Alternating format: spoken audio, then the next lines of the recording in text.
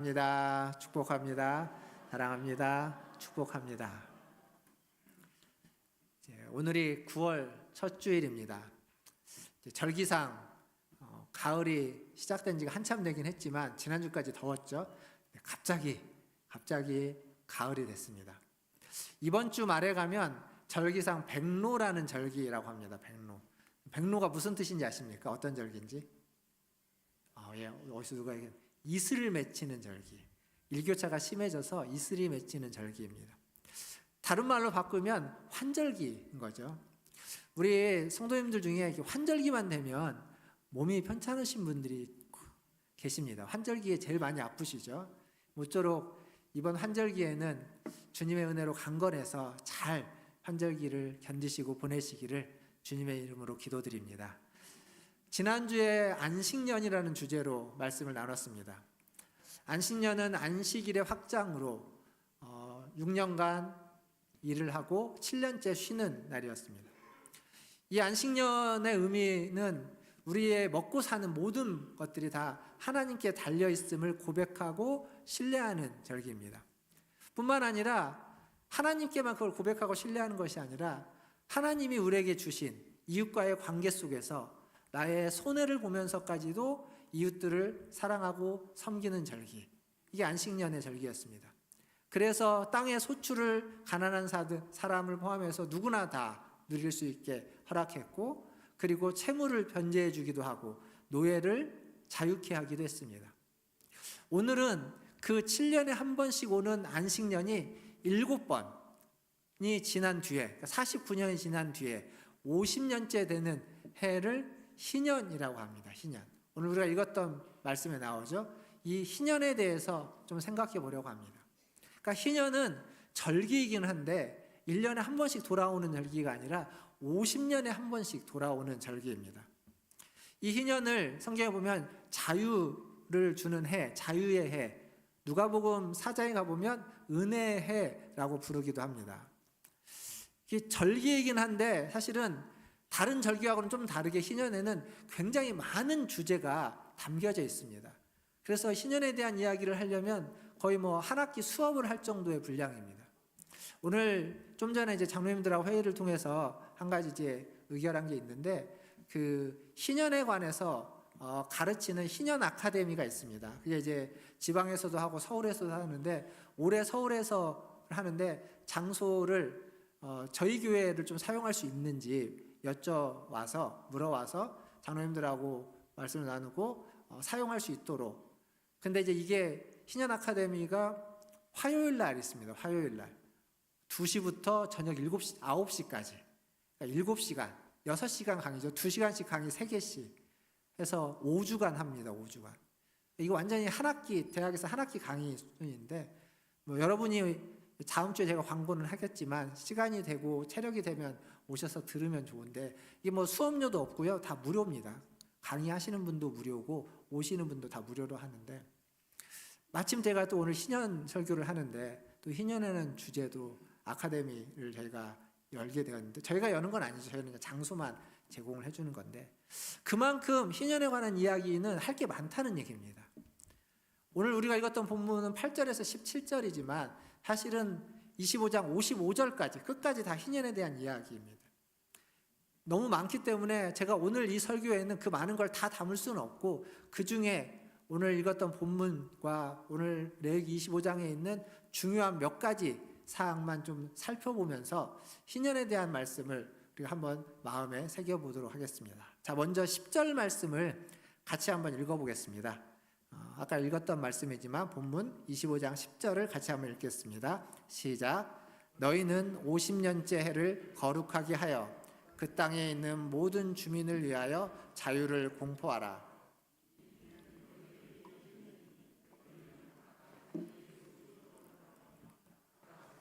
가족에게로 돌아갈지며.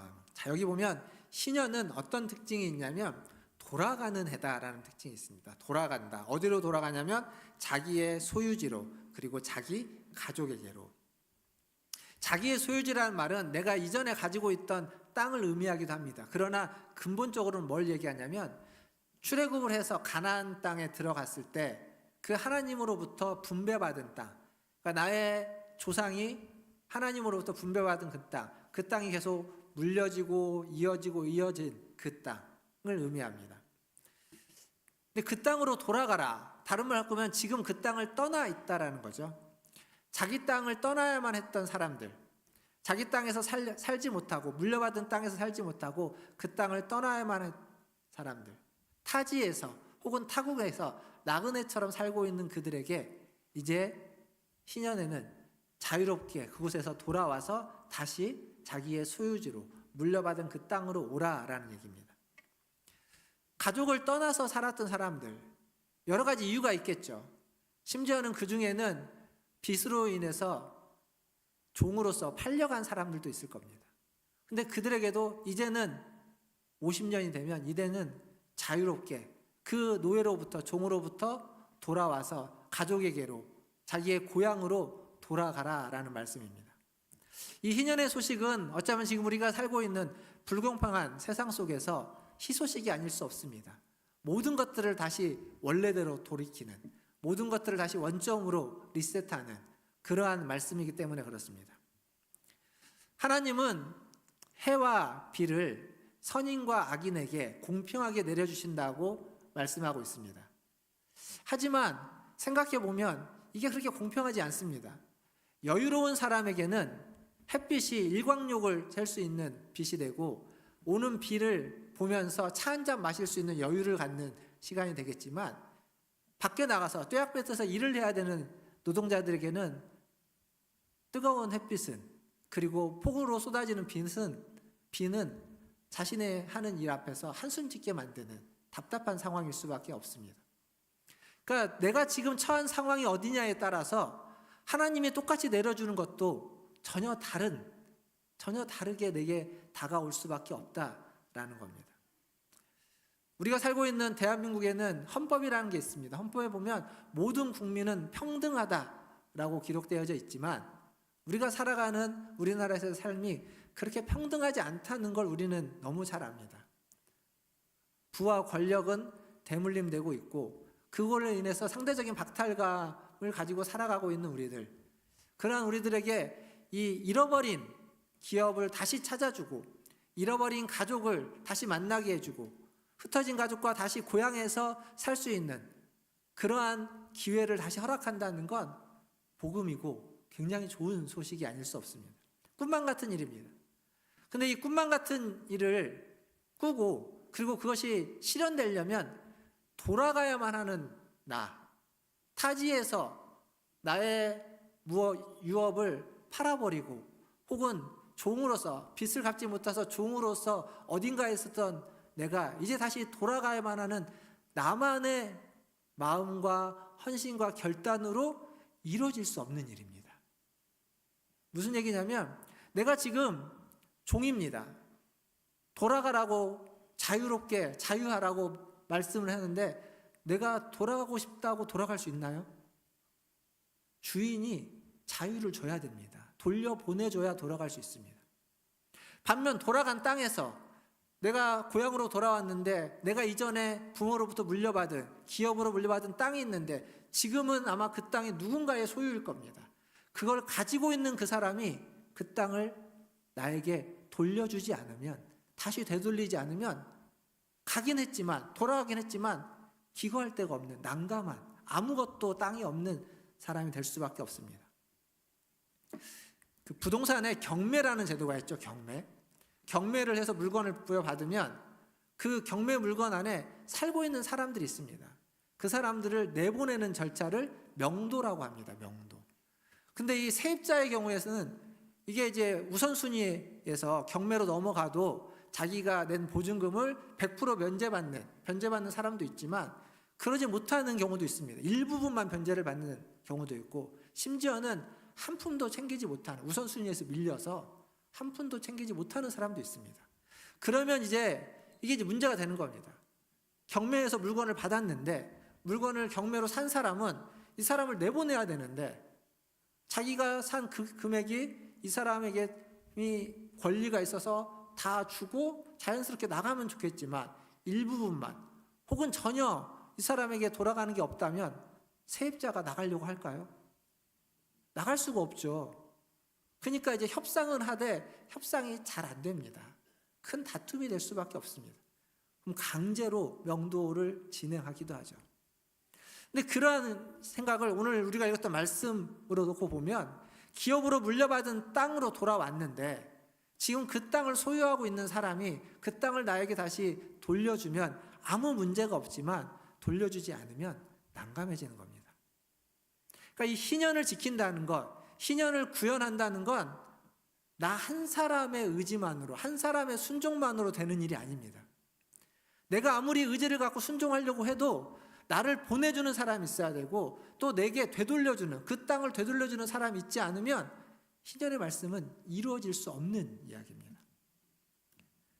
그러니까 희년은 개인의 믿음과 신앙보다 더 큰 공동체성이 훨씬 더 중요합니다. 함께 하나님을 믿고 더불어 살아가고 있는 우리들이 함께 말씀에 순종할 때 비로소 구현될 수 있는, 이루어질 수 있는 말씀이라는 사실입니다. 우리는 태어나면서부터 수많은 사람과의 관계 속에서 살고 있습니다. 많은 사람과 관계를 맺어요. 어려서는 유치원, 어린이집, 유치원, 학교, 그리고 성인이 되면 직장, 사회, 이웃, 수많은 관계들을 맺고 있습니다. 심지어 나라고 하는 존재는 나 스스로 존재할 수가 없습니다. 독약청정이라는 말이 있죠. 독약청정이라는 말이 있는데 남들과 상관없이 그냥 나 혼자 옳겠다고 생각하는 사람, 그렇게 살 수 없는 겁니다. 우리가 지금 하는 모든 것들은 누군가로부터 영향을 받고 영향을 주고 있습니다. 여러분의 어떤 취미와 여러분의 기호는요, 여러분이 그냥 독창적으로 만들어낸 취미와 기호가 아니라 누군가로부터 영향을 받았기 때문에 그 음식을 좋아하고 그 음료를 좋아하고 그 커피를 좋아하는 겁니다. 나 혼자만의 일이 아닙니다. 똑같이 하나님의 말씀에 순종하는 것도 나 혼자만 말씀을 읽고 묵상해서 내가 이 말씀대로 살아야지 라고 마음먹었다고 해서 제대로 순종되지 않습니다. 함께 공동체 안에서 함께 순종할 때 비로소 온전히 이루어지는 겁니다. 지금 저희가 레위기 23장부터 절기에 대한 이야기를 많이 해왔습니다. 절기 중에는 하루짜리 절기가 있죠. 6월절이나 이런 하루짜리 절기가 있죠. 대속죄일, 속죄일, 하루만 지키는 절기입니다. 하루 절기는 괜찮을 수 있지만 절기 중에 일주일 이상 가는 절기들이 있습니다. 근데 일주일을 절기를 지키려면 나 혼자만의 의지로 되지 않습니다. 누군가의 배려와 허락과 도움이 필요합니다. 초막절을 지키기 위해서 일주일간 텐트를 치기 위해서 밖으로 갑니다. 가정이 있다면 가족이 함께 가서 초막절을 지키면 괜찮지만 그러지 않으면 가족의 허락과 양해와 배려가 있어야 됩니다. 직장이 있다면 직장에서 하루는 그냥 연가로서 쉽게 뺄 수 있을지 몰라도 일주일이나 되는 시간을 빼려면 미리 얘기를 하고 일을 분배하고 양해를 구해야 됩니다. 일주일도 그런데 1년은 어떻게 될까요? 1년. 지금 안식년 그리고 희년, 이건 1년입니다. 그러니까 이 1년을 지키려면 내 의지만으로는, 내 마음만으로는 안 되는 겁니다. 나와 관계에 있는 많은 사람들의 양해와 배려와 신의가 있을 때, 그들의 도움이 있을 때 비로소 우리는 이걸 지켜낼 수 있게 되는 겁니다. 사랑하는 성도 여러분, 희년, 오늘 설교 제목이 처음으로 돌아가자, 돌아가라 라고 하는 이 명령, 이건 돌아가야만 하는 당사자에게 준 말씀과 명령이 아니라 그도 들어야 되는 말씀이고 명령이지만 돌려보내야만 하는, 종을 가지고 있는 주인에게도 하시는 명령이고 말씀이고, 또 돌아왔을 때 그 땅을 사가지고 가지고 있었던 사람에게도 하시는, 되돌려줘야 되는, 땅을 되돌려줘야만 하는 그 사람에게도 하시는 말씀이고 명령인 겁니다. 이 3자가 모두 이 말씀에 순종할 때 비로소 희년은 구현될 수 있는 겁니다. 누구 한 사람이라도 거절하면, 누구 한 사람이라도 그 말씀에 순종하지 않으면 희년은 구현될 수 없습니다. 희년의 말씀은 실천될 수 없는 겁니다.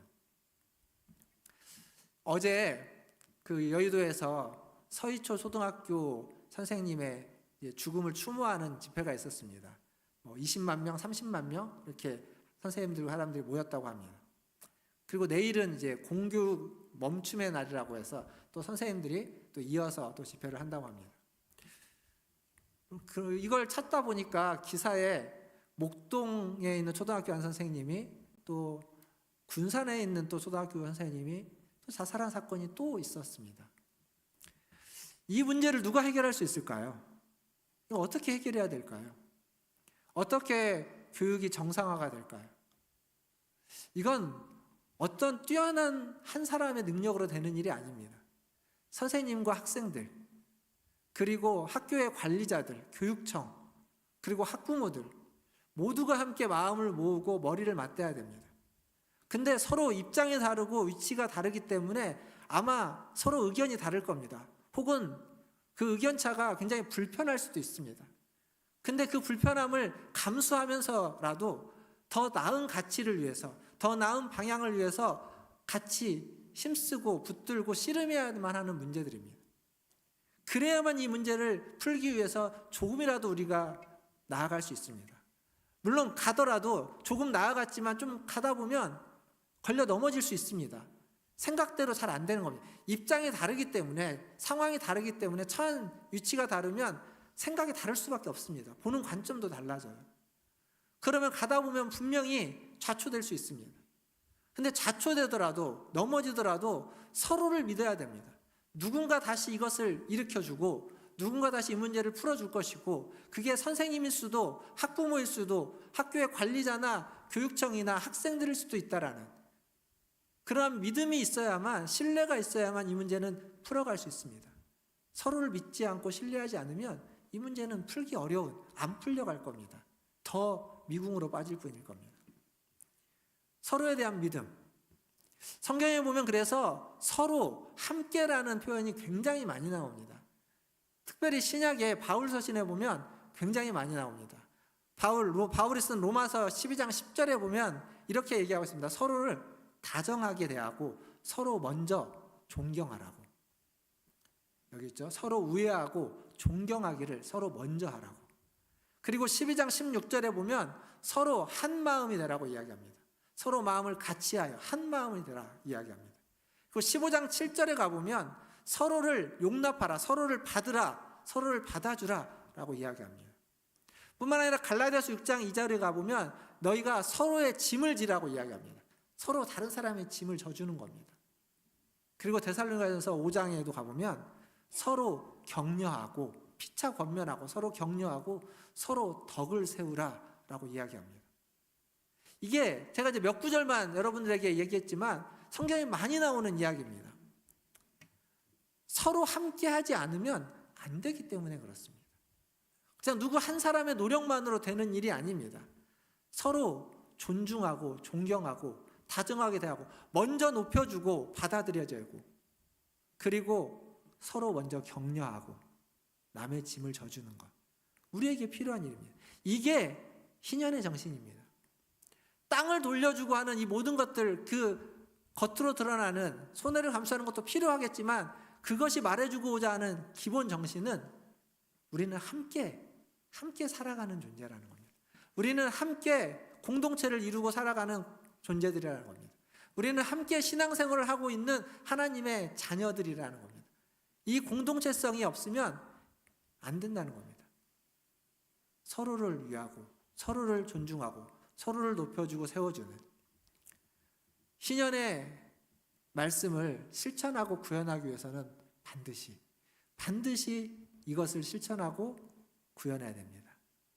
사랑하는 문화순례교회 성도 여러분, 여러분의 삶을 통해서, 여러분의 말과 행동을 통해서, 여러분이 하는 모든 신앙생활과 모든 삶 가운데 이 희년의 정신을 지키고 구현하고 실천하는 그러한 은혜가 있기를 주님의 이름으로 축원드립니다. 이제 이 희년의 정신이 구체적으로 어떻게 구현되는지 좀 몇 가지를 좀 간략하게 살펴보겠습니다. 다른 말로 하면 이걸 무르기라고 합니다. 무르기라는 말이 무슨 말이냐면 여러분들 장기나 바둑 어떻게 두시는지 아시죠? 그러면 장기에 말을 이렇게 차를 옮기고 났는데 잘못 옮겼습니다. 그래서 뭐라고 얘기합니까? 한 번만 물러달라고. 다시 제자리로 놓게 해달라고. 바둑을 하는데 돌을 잘못 놨습니다. 그럼 얼른 들어서 한 번만 물러달라고. 이때의 무르기라는 말입니다. 근데 이 희년에는 기본적으로 이 무르기 정신이 있습니다. 제가 이제 다 읽지는 못했지만 앞부분에만 읽었던 땅에 대한 무르기, 그리고 뒤에 집에 대한 무르기, 사람에 대한 무르기. 그러니까 땅과 집과 사람, 대표적인 세 가지 무르기에 대해서만 간단하게 좀 생각해 볼 텐데, 이 땅에 대한 이야기는 성경은요, 땅의 소유권을 인정하지 않습니다. 무슨 말이냐면 우리는 다 부동산, 땅의 소유를 갖고 싶어 하는데 성경은 땅의 소유권을 인정하지 않습니다. 땅은 하나님의 것입니다. 땅은 하나님만 소유하고 있습니다. 근데 땅을 소유권도 없는데 어떻게 팔 수 있느냐? 땅의 소유권은 인정하고 있지 않지만 그 땅을 우리에게 분배해 줘서 그 땅을 사용하도록 합니다. 경작하도록 하는 사용권, 경작권을 허락하는 겁니다. 그래서 우리가 가지고 있는, 성경에서 이스라엘 백성이 가지고 있는 땅의 소유라고 하는 것은 땅의 소유권이 아니라 땅의 사용 권한, 경작할 수 있는, 땅을 이용해서 무엇인가 소출을 만들어낼 수 있는 권리를 가지고 있는 겁니다. 그래서 땅을 판다는 건 그 권리를 파는 겁니다. 그 권리. 근데 그 권리의 가치를 어떻게 매기냐면 희년이 50년에 한 번씩 있다고 하지 않았습니까? 이 희년을 기준으로 합니다. 내가 땅을 가지고 있는데 이 땅을 팝니다. 근데 희년이 아직 한 40년쯤 남았을 때 이 땅을 팔면 40년 동안 이 땅에서 얻을 수 있는 그 소출이 이 땅의 가치가 됩니다. 그만큼 받고 파는 겁니다. 반면 희년이 10년밖에 안 남았습니다. 그러면 10년 동안 얻을 수 있는 그 땅에서의 소출만큼의 가치로 이 땅을 파는 겁니다. 그러니까 희년이 기준인 거예요. 그렇게 해서 땅의 가치를 매기는 겁니다. 아까 우리가 읽었던 본문에 그렇게 나옵니다. 여러분이 읽었던 본문에 어디에 나오냐면 15절부터 16절, 이 두 절이 그 얘기를 하고 있는 겁니다. 어쨌거나 그렇게 땅의 소유를 가지고 있다가 땅의 그 사용권과 경작권을 파는데 그걸 팔고 나면 어떻게 될까요? 내가 가지고 있는 땅의 사용 권한, 경작 권한을 팔았습니다. 그럼 판 사람은 어떻게 되겠습니까? 그 땅을 사용할 권한이 없는 겁니다. 다른 사람의 권한이 있어요. 그러면 이 사람은 어딘가 다른 땅에서 소작농으로 전락할 수밖에 없습니다. 자기 땅이든 다른 사람 땅이든 소작농이 되는 겁니다. 혹은 다른 일을 하면서, 땅 없이 다른 일을 하면서 살아야만 하겠죠. 거기를 벗어날 수밖에 없습니다. 그 사람에게 그 땅을 다시 돌려주는 것, 그게 땅 무르기라고 하는 겁니다. 땅을 무르는 것. 우리가 읽었던 말씀에 보면 땅을 무르는 경우는 세 가지 경우가 있습니다.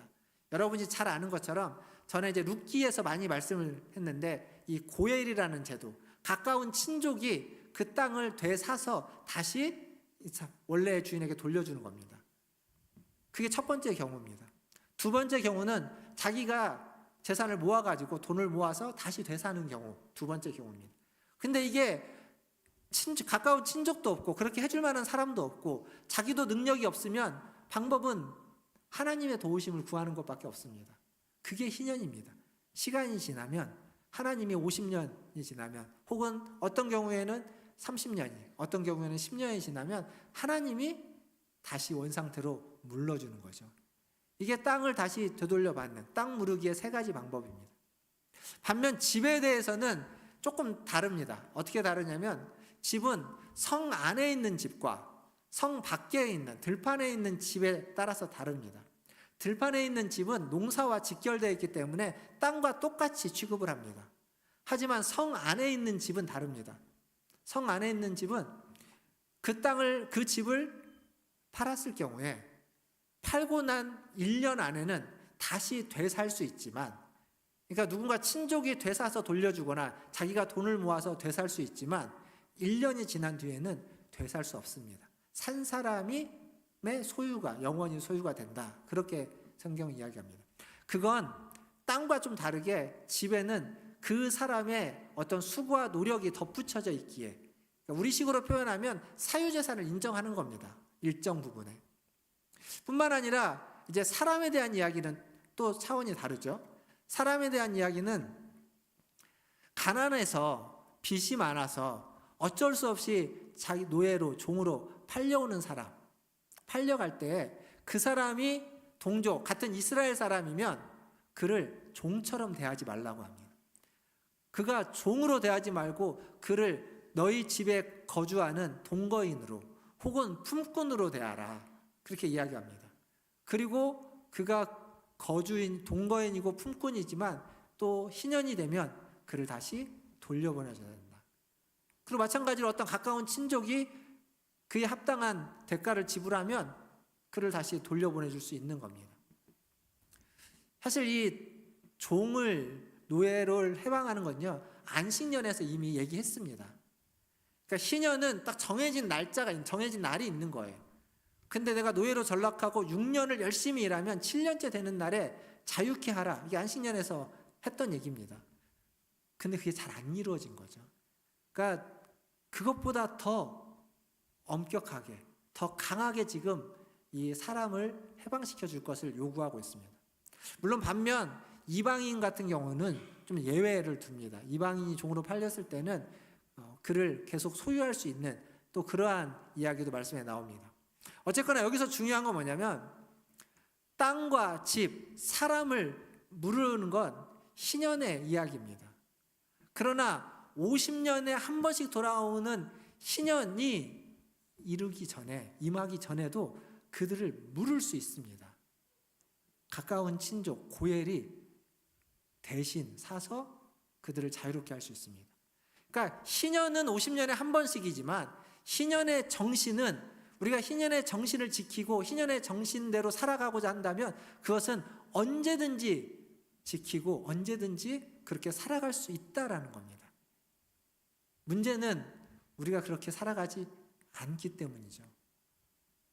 문제는 우리가 그 말씀에 함께 순종하지 않기 때문입니다. 누군가는 순종하려고 해도 앞에서 말씀드렸던 것처럼 같이 함께 순종하지 않으면 이 신년은 이루어질 수 없는 것이기 때문에, 서로 간의 입장이 다르면 주인인 사람, 땅을 가지고 있는 지주인 사람, 그리고 땅을 팔았던 사람, 소장농인 사람, 혹은 종이었던 사람, 이 서로 간의 입장이 다르기 때문에 이들이 함께 한 마음으로 순종한다? 이게 참으로 어려운 이야기이기 때문에 그렇습니다.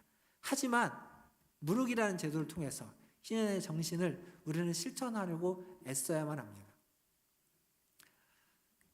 예수님이 누가복음에 보면 예수님이 회당에 들어갑니다. 회당에 들어가서 안식일에 회당에 들어가서 성경을 펴서 성경에 있는 한 절을 읽습니다. 그게 이사야서 61장을 읽습니다. 그 읽은 내용이 누가복음 4장 18절과 19절에 있습니다. 한번 같이 읽어보겠습니다. 누가복음 4장 18절과 19절 자막을 보시면서 함께 읽겠습니다. 주의 성령이, 요것보다 앞에가 하나 더 있는 것 같은데요. 저기서부터 읽겠습니다. 시작. 주의 성령이 내게 임하셨으니 이는 가난한 자에게 복음을 전하게 하시려고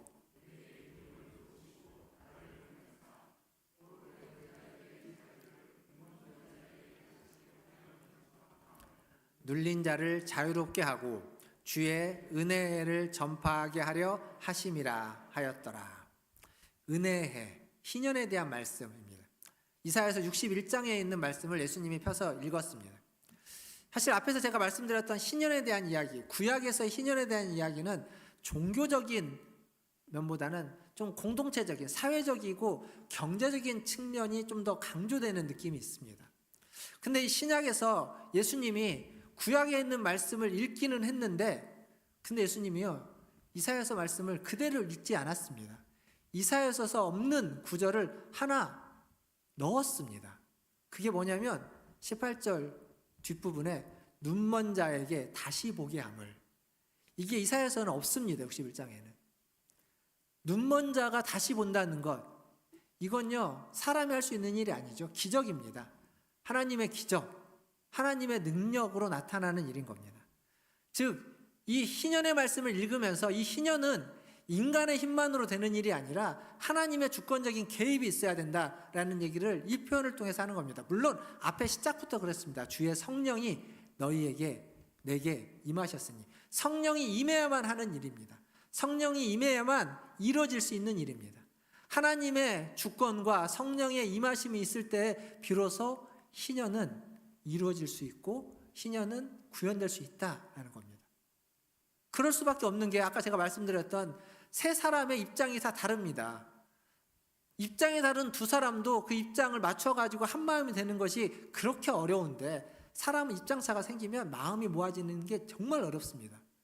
근데 세 사람입니다. 세 사람.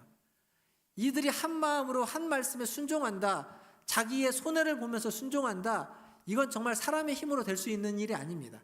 하나님의 은혜로만 될 수 있는 일입니다. 희년은 하나님의 은혜가 없으면 이루어질 수 없는 일입니다. 누가복음 4장 21절에 가보면 아까 그 말씀을 하고 난 뒤에 예수님은 이렇게 말합니다. 이 글이, 이 말씀이 오늘 너희 귀에 응하였느니라. 희년이 임했다, 희년이 이제 이루어졌다라는 말씀입니다. 왜 그럴까요? 예수님 이 땅에 오심으로 말미암아서 우리의 가까운 친구로서, 우리의 가까운 친족으로서 예수님 이 땅에 오셔서 우리가 잃어버렸던 땅을, 우리가 잃어버렸던 우리의 인생을, 죄의 종으로 팔려졌던 우리를 하나님의 백성으로 다시 물러주시고, 놓쳤던 인생을, 버렸던 인생을 다시 물려주시고, 그리고 잃어버린 땅을 다시 물려서 찾아주시는 분입니다. 그게 우리에게 주신 구원이고 은혜이고 축복인 겁니다. 예수님이 그걸 위해서 이 땅에 오셨습니다. 성령의 능력으로 십자가의 죽으심과 부활하심으로 주님이 그 일을 이루어 주셨기에 이 글이 너희의 귀에 응했다라고 이야기하는 겁니다. 그리고 우리도 마찬가지입니다. 이미 우리는 그 예수님을 믿고, 이미 우리는 그 예수님의 은혜를 받았고, 그 예수님으로 말미암아 구원을 받아서 죄의 종 아래 있지 않고 이제는 하나님의 은혜 아래 머물고 있습니다. 무르게 된 거죠.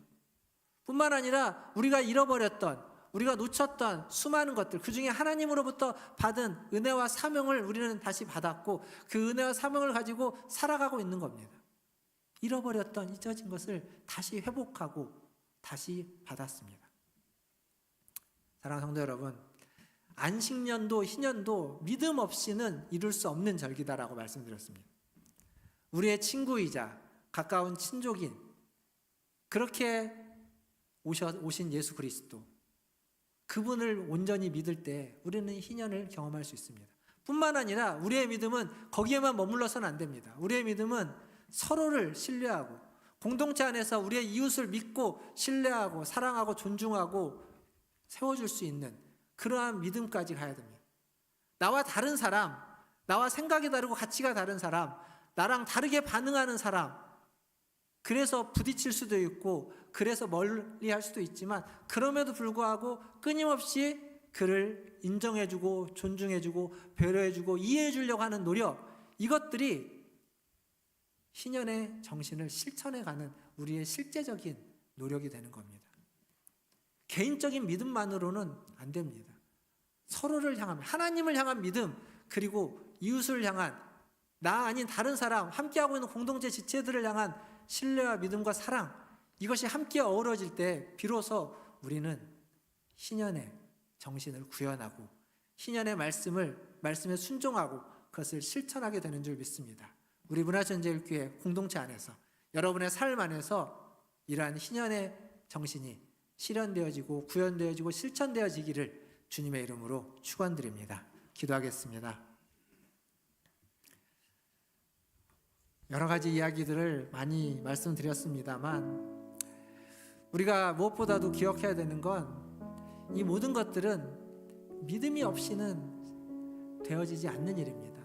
지난주에 안식년도 기꺼이 희생하고 손해를 봐야 되는데, 그리고 땅에다가 아무런 곡식도 심지 않는데 어떻게 1년을 살 수 있고 희년까지 하면은 2년을 살 수 있을까? 이건 믿음이 없이는 실천할 수 없는, 아니 한 발짝도 뗄 수 없는 일입니다. 그런 하나님이 저와 여러분에게, 우리 모두에게 믿음을 주셨습니다. 이미 오셔서 우리의 친구로서, 가까운 친족으로서, 고엘로서 우리를 회복시켜 주셨고 은혜를 주셨고 믿음을 주셨습니다. 그리고 함께 믿음의 동역자들을, 믿음의 공동체를 이렇게 허락해 주셨습니다. 우리가 함께 주님을 믿으면서 함께 서로를 신뢰하면서 하나님 앞에 나아갈 때 비로소 우리는 이루어질 수 있습니다. 우리 기도할 때 하나님, 믿음으로 살아가게 하여 주시고, 하나님을 믿고 하나님의 말씀을 믿고 하나님 앞에 우리의 모든 생명이, 우리의 모든 문제들이 달려있다는 것을 믿으면서 살아가게 하여 주시고, 또 서로를 믿고 공동체 안에서 서로를 신뢰하고 존중하고 세워줄 수 있는 그러한 믿음, 그러한 은혜 또한 우리에게 허락하여 주시옵소서. 우리 문화전제일교회가 그런 공동체가 되게 하여 주시옵소서라고 같이 한 목소리로 기도하며 나가겠습니다. 기도하겠습니다.